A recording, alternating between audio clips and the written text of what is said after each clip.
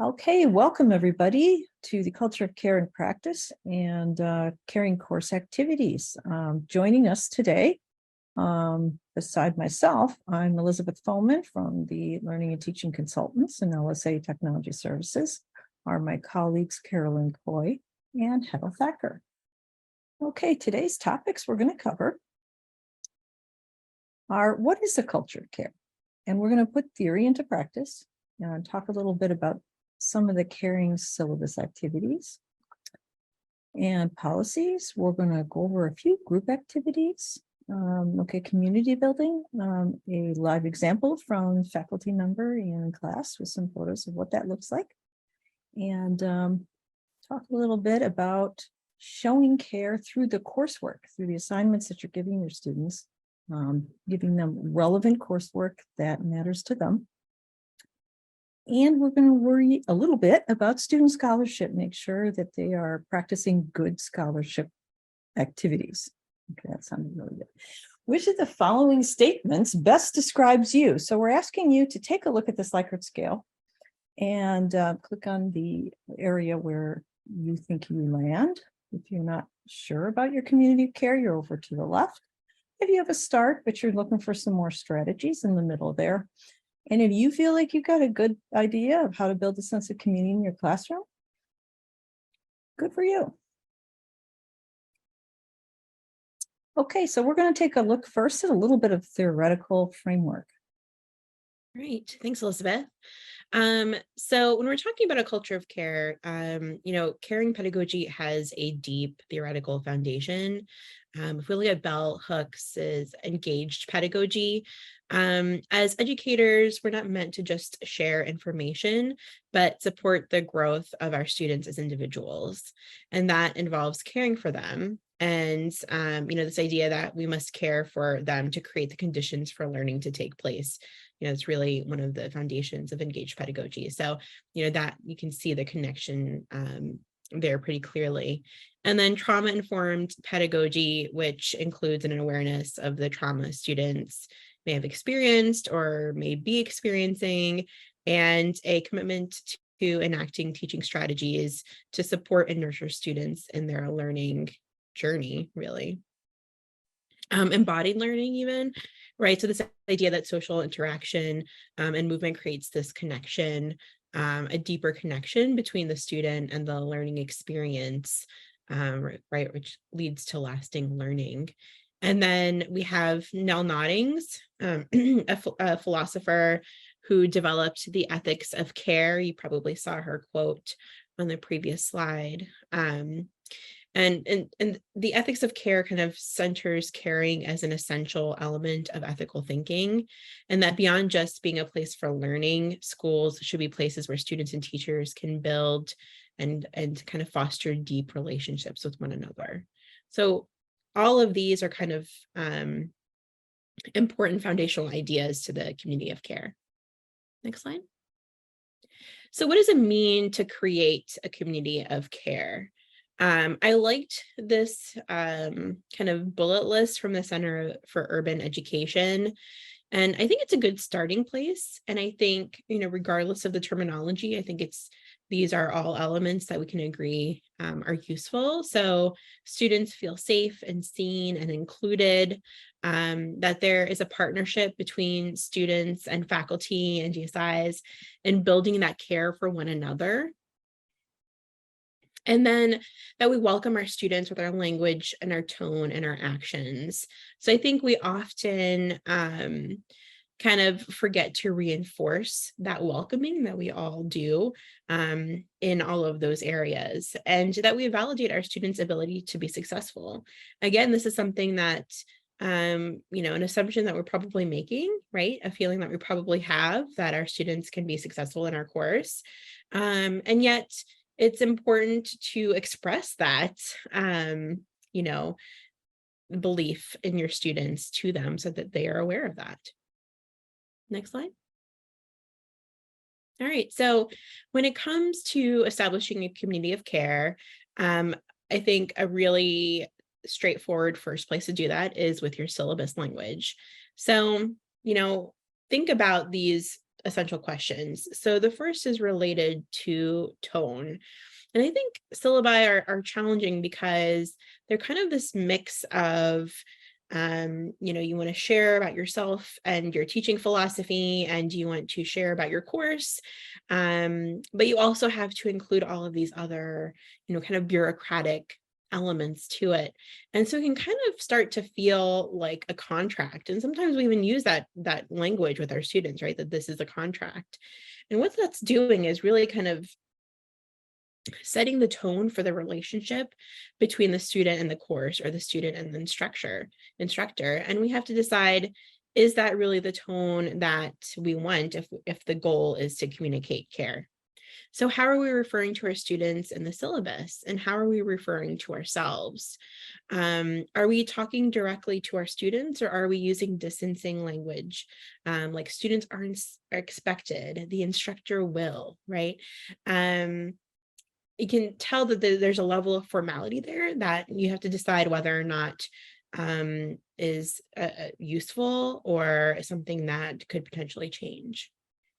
And then it's not just what and how we're talking, right? It's also what we are communicating to our students. So how can we communicate to our students that we see them as, quote, whole human beings with complex lives and experiences, that we acknowledge that their whole selves, not just, being kind of these receptacles of our information. And so one way that you might do that, just go back 1 second, please. Sorry. There you go. One way that you might do that is through a community of care statement. And that could be just another statement in your syllabus, where you kind of establish what you want this to look like for you, right? This is your, your chance to show your students what you're hoping for in your classroom. All right, next slide. Next slide. Thank you. And then as an example, and maybe a starting place, but maybe not an ending place, this is LSA's actual suggested syllabus language for defining a community of care. So this is, from a page of information that faculty can pull from and kind of add to their syllabus.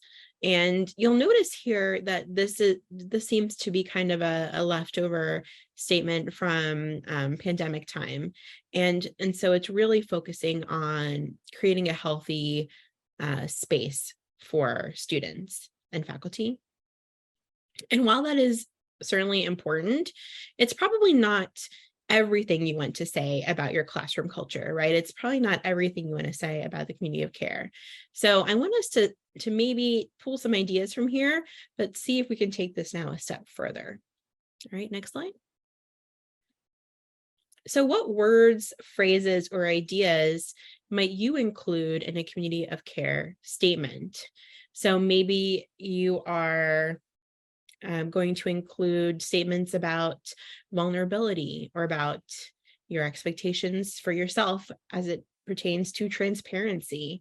Maybe you'll be empathetic, right? Maybe you'll talk about the ways in which you hope your students will collaborate with one another and with yourself. Maybe you'll talk about, your availability, and how you hope to be flexible.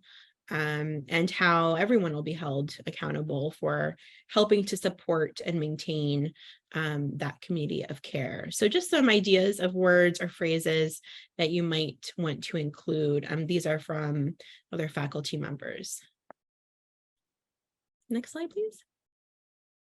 And then when it comes specifically to other syllabus policies, right? If we're thinking about late work, if we're thinking about attendance, if we're thinking about all of those policies that your students, they really need to know where you stand on those, right? It's about being as clear and transparent as you can be when you're making those policies, right? So really make clear your expectations, make time for students to ask questions about those expectations as well. And make sure that you are tying those expectations to learning outcomes, because that will make it clear to your students, why, why is this needed? When it comes to office hours, one option that you have is to provide options yourself, right? So if it's 12 o'clock every day that you're in your office, that might not work for a student who is in another class at 12 o'clock, or who only has that 1 hour for lunchtime or whatever it might be. So to provide options, that could be options in terms of time of day. It could be, the mode of contact, whether it's on Zoom and some in person. Sometimes students find office hours to be really intimidating. And even though we understand office hours as time set aside for students, students sometimes feel like I'm imposing on their work time. And so some faculty have started calling their office hours student hours. So it's really clear to the student, no, these are hours for you.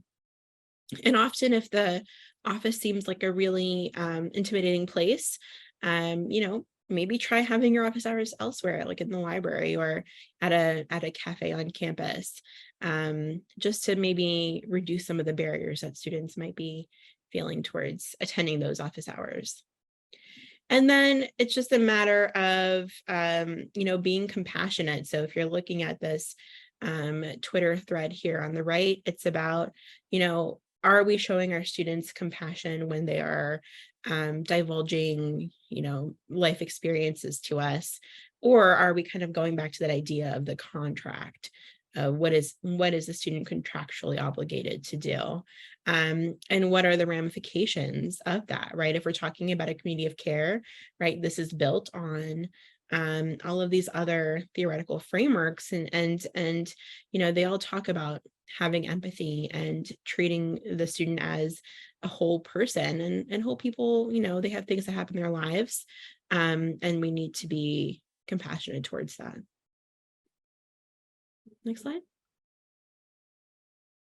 So I really liked this example, and this is just like a little screen grab of a couple paragraphs of a sample syllabus. And this is Janice Corello. She has done a lot of important work on trauma-informed teaching and learning, and edited several collections, I think 2 separate collections during the pandemic on trauma-informed teaching and learning. And so that's where the lens through which this syllabus has been written. But I think she's pointing out some really useful characteristics that I think apply to the community of care as well. So for instance, at the very top, grading, she starts by saying, what, this is hard, right? Figuring out how to juggle what's important to me, what are the needs and values of students. That takes time, and I consider all of those things. And what that tells students is, okay, this is not arbitrary. She's not being needlessly punitive, that she has weighed all of these sometimes conflicting needs in order to develop this grading policy. And that, she is trying to emphasize fairness, flexibility, and compassion. Again, we probably all are, but it's helpful for your students, right, in setting that tone to let them know that that's the case. Another point that she makes here is that even though this is a trauma-informed caring syllabus, that doesn't mean she's a pushover, right? Because again, she is balancing not only the needs of the students, but her needs, right, and her abilities as well. And so while there is flexibility and understanding in these policies, she's not necessarily saying, I'll take anything whenever, and you'll probably get an A for it. No, she's being realistic about this is what it's going to be. And just that transparency, right, and those standards are also the part of that caring framework. And finally, I like her final point, where she is highlighting the fact that she's using the first person I, right? As opposed to kind of passive statements like students will, they must do this or they should do this. She is saying, no, I am taking ownership of this, as this is something that I need you to do. And there's real, I think, again, transparency and care, and kind of owning up to that. These are my rules. I'm not pretending that these are, some nebulous group's rules. No, these are mine. And this is what I need. So I'm hoping that what this is showing is that there are very kind of direct ways that you can communicate care to your students without necessarily having that impact whatever concerns of rigor you might have. All right, next slide. Okay, this is a little section about caring in action, the culture of belonging based on our good professor, Kevin Carr. So Kevin Carr teaches a wonderful class called, we'll go to the next page here, called Animated Zen. And you can see from this photo, that's Professor Carr in the middle with his tie on. He approaches the class in a very professional manner. He expects students to do the same. He brings his whole self to class. And in this art history class is very well attended. He's quite a popular professor. And if you take a look up at the top there, this is by the way, the classroom in the round, which is a wonderful venue for this particular instructor because he loves to talk, walk around, look at the students. He starts out the class right away with something called housekeeping, reminding students of certain things that are going on, giving them opportunities to ask questions. And in this case, there was a strike on campus going on. And he spent a few minutes before class telling the students about what was expected of them with the strike. And this was a very graphic example of the caring community for the faculty member to take the time out of his class to explain to students what it might be like to cross a picket line, what their rights and responsibilities were, and what kind of choices they had based on what was going on campus. So this wasn't about the class. This wasn't in the syllabus. This was just sort of a current thing that was happening in their environment. And he took the time to explain to them exactly what was going on and tell them that they could miss class during this time.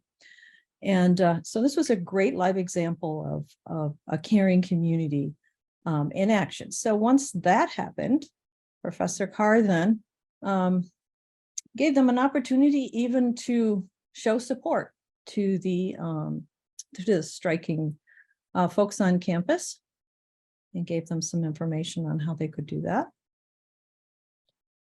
And then what he did next was split everybody into the groups and start an exercise. And so basically what he did is ask the students to self-sort into different quadrants in the room and designated a couple people to move, but most of them moved on their own, and made a point to say, well, no one should be doing this on their own. So I was sort of a lurker in the class, actually went into one of the groups with the students and took some notes. And they were accustomed to this sort of activity in class and were quite efficient in getting into their groups. And then he had a series of questions that were numbered for each one of the groups. So they weren't all working on the same questions.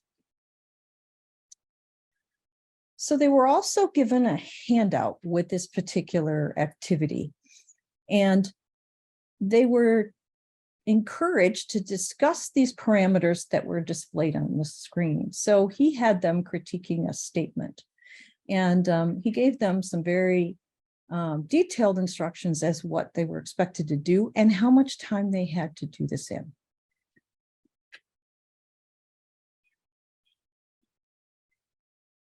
So one of the things you can do in your class to encourage these kind of projects is you can do this, as a live activity, depending on the classroom that you're in, just like Professor Carr did, or you can consider some of the technological tools that we have available. One of the tools that we're offering in pilot right now is a tool called InSpace, which essentially allows people to digitally arrange themselves into different groups in an interactive environment that is about as close to moving around a room and going in and out of hallways as you can get in a digital world. So it's quite a bit different than Zoom. So if anybody's interested in trying InSpace, please let us know and we'll include you in the pilot. Another tool that we've seen faculty using very effectively for community building is something called Yellow Dig. So Yellow Dig is more like a social media tool. Students are very familiar with this sort of stream-based tool where you can upvote things, comment on them, and sort them by particular tags. We see it used quite a bit in our student groups. Some of the groups on campus use Yellow Dig. Sometimes students are using it for long-term projects. Yellow Dig is great for something that spans in multiple years.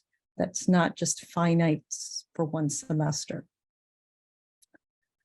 Okay, so our students also are getting some coaching outside in the world about how to survive their group projects in college, and there's some material available for them, but it's helpful for a faculty member too to see what kind of advice students are being given in surviving their group project. They don't always look forward to working in groups. And I mean, sometimes even faculty don't look forward to working in groups.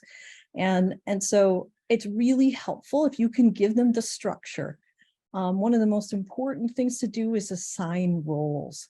So the students know exactly what's expected of them in that role. If they're feeling a little awkward, at least they know what they're supposed to be producing.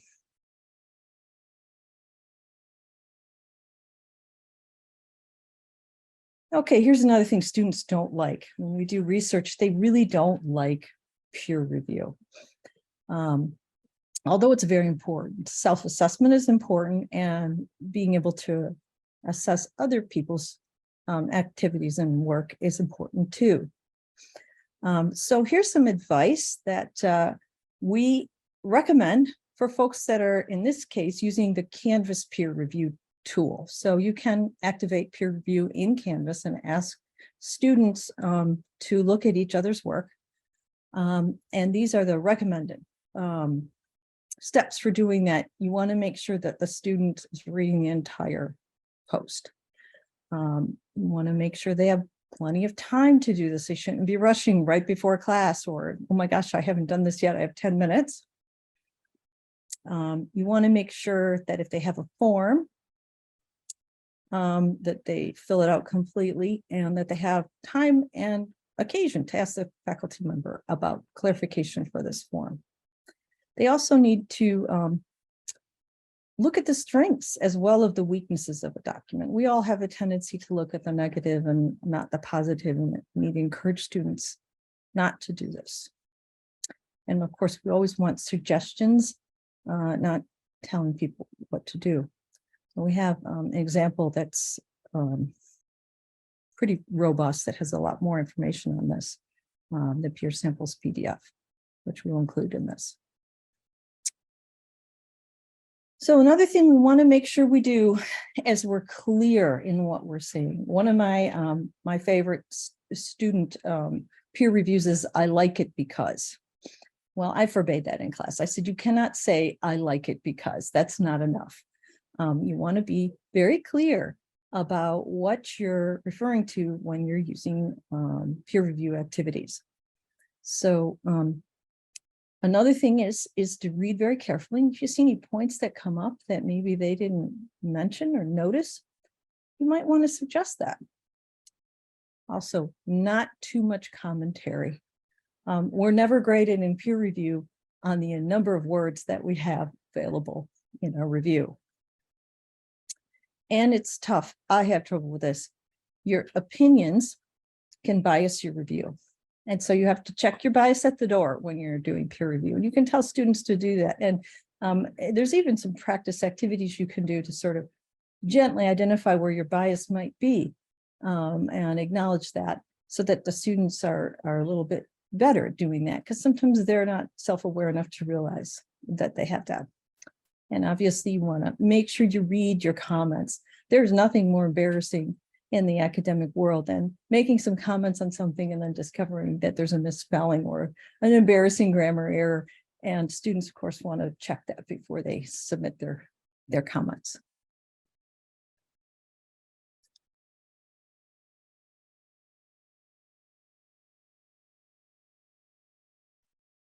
Hey, thank you, Elizabeth.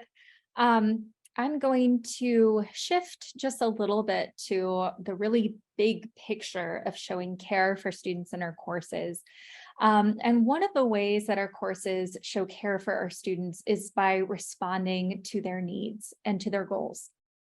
And so we see here on the slide that students expect a connection between their educational programs and their professional success. So they're looking to see that what they're doing in their courses is preparing them for their eventual success in their future educational programs, or where they hope to be hired. And the majority of students expect that they're going to learn technical skills needed to be prepared for future jobs.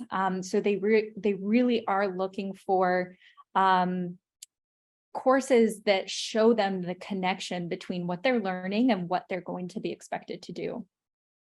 And when we look at how prepared college students are, some of the general research shows that they are lacking in certain skills that managers are expecting them to have. And a lot of those skills, as you can see here, and again, the slides will be available, so you can click on that link and look at the full report. But a lot of the skills that hiring managers find are lacking in recent hires are some of those transferable soft skills like critical thinking, interrelated problem solving, and written communication. So there are additional reports linked below, just so you can see some of the dialogue happening about how prepared students are once they graduate. Next slide, please.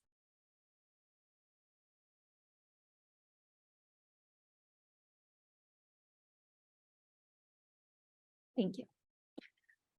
So this discussion about how prepared students are or are not has been around for a while. But many of the current solutions that are employed or are talked about are missing the mark. So for example, just putting students into a group or into pairs so that they can communicate is not going to be as effective as giving them the opportunity to practice a clear objective. And the example given here is that if we just have some students in an engineering class talk about the reading in general, we're not really developing the communication skill that they might be lacking when they move into their professional fields, which in this case is the ability to communicate technical jargon to non-specialists.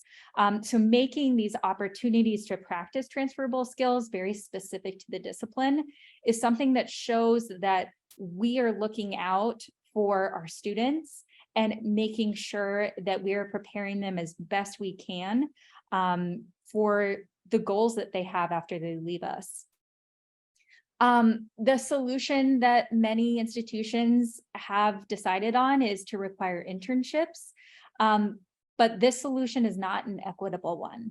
And we see here from this quote, 67% of students actually wanted to pursue an internship, but could not due to various factors, including a lack of information, insufficient or no pay, too few positions, or lack of transportation.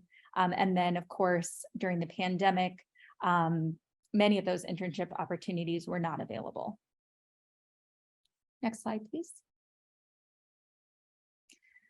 So one of the solutions that Matthew Hora recommends, and he's a researcher in this area, is that we need to integrate work readiness into courses in order to prepare students. Next slide. So here at the University of Michigan, the health sciences schools actually already do this. So they incorporate these IPE competencies, so these interprofessional education competencies into their courses. And again, this is for the health sciences schools. School of Dentistry is part of this, kinesiology is part of this. If we go to the next slide, we can see an example actually from a kinesiology course. The teamwork and metacognition, these are two specific objectives of this course. And this is in addition to all the content area goals. And these are from the IPE education modules. So you can see the syllabus kind of references that below, and that they are going to have to collaborate with other health science schools, with other students at other schools in order to achieve the teamwork goal, for example.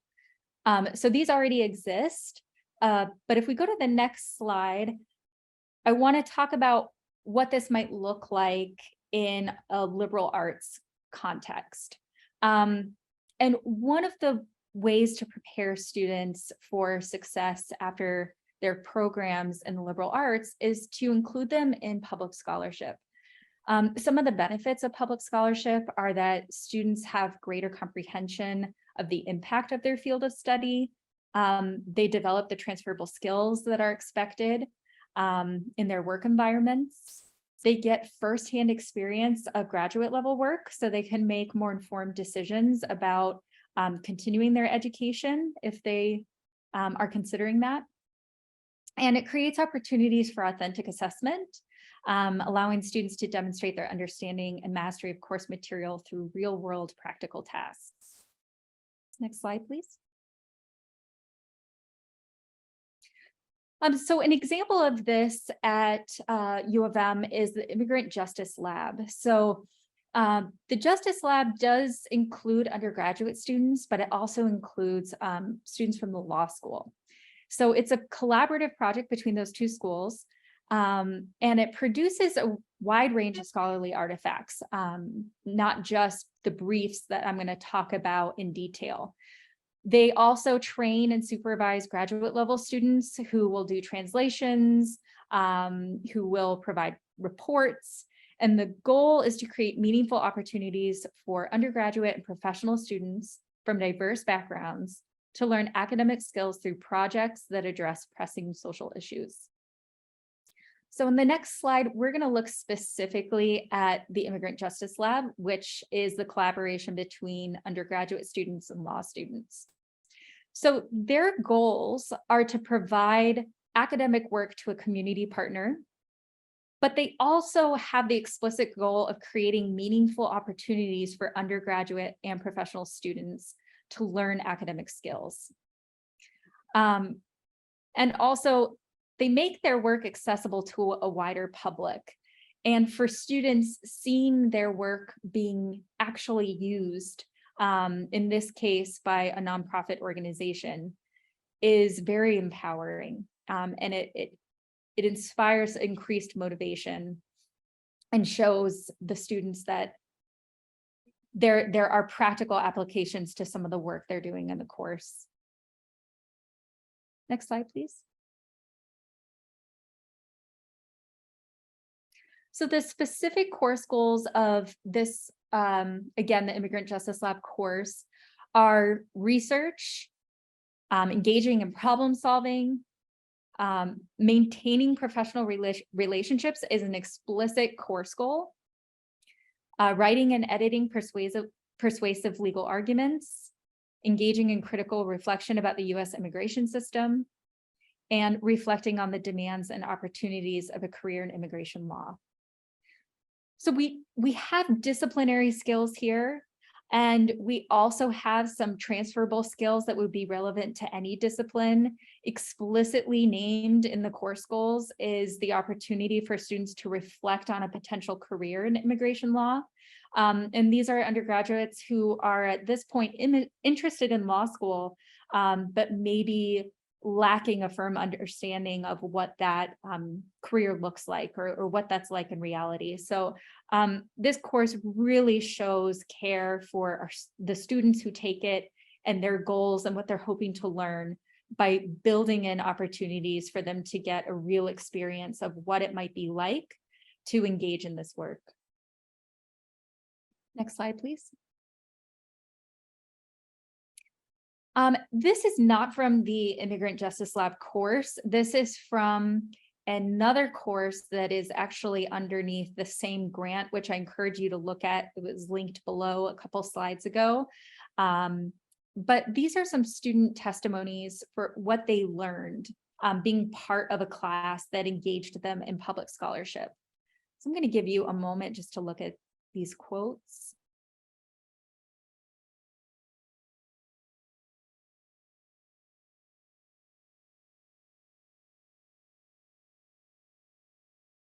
And what you'll see from this first comment, the student was able to describe very specifically what communication skill they learned. They learned to speak up, to voice their opinion, to disagree, trust their own judgment. Below, we see improved work ethic. And then below that, the research experience, training them to be critical thinkers, one of those skills that we saw many of the recent hires, their hiring managers said was lacking. Next slide, please. So we have that students report increased understanding of how to conduct research when they're included in public scholarship. And then also by participating in this work, they have a greater understanding of what to expect if they will continue on to graduate school, which helps them clarify some of their future goals and is really valuable to our students. Next slide, please. If we are going to include students in public scholarship, it's really important that we keep in mind that we must protect our students' intellectual property. So for anyone who just saw those slides and has been inspired and thinks they might want to do this work, I just want to put a few resources in here so that you can make sure that students' privacy is protected. So if they do not want their work to be disseminated, they always have the opportunity to opt out. If we go to the next slide, you'll see that there's the responsibility of the faculty member to get that permission from students. And if you don't have student permission, to have that recorded somewhere so that if you do have like a public platform, like a WordPress site, you don't accidentally include that student's work because you don't have recorded if they gave permission or not. The institution takes this responsibility very seriously. So if there is a platform we support, you can rest assured that we've made sure student information is private. Next slide, please. And we've tried to make it really easy for you to get permission from your students if you'd like to do this work with them. Linked in the slide presentation is the form that there's a screenshot of on the left.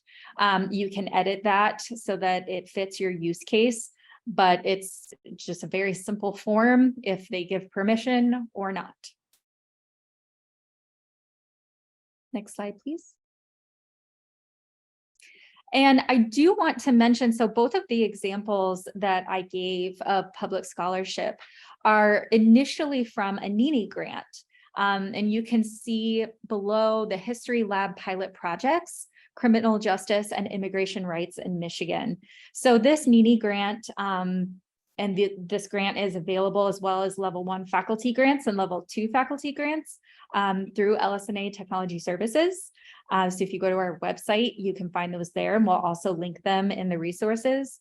But this grant eventually became a very large national grant with many additional projects.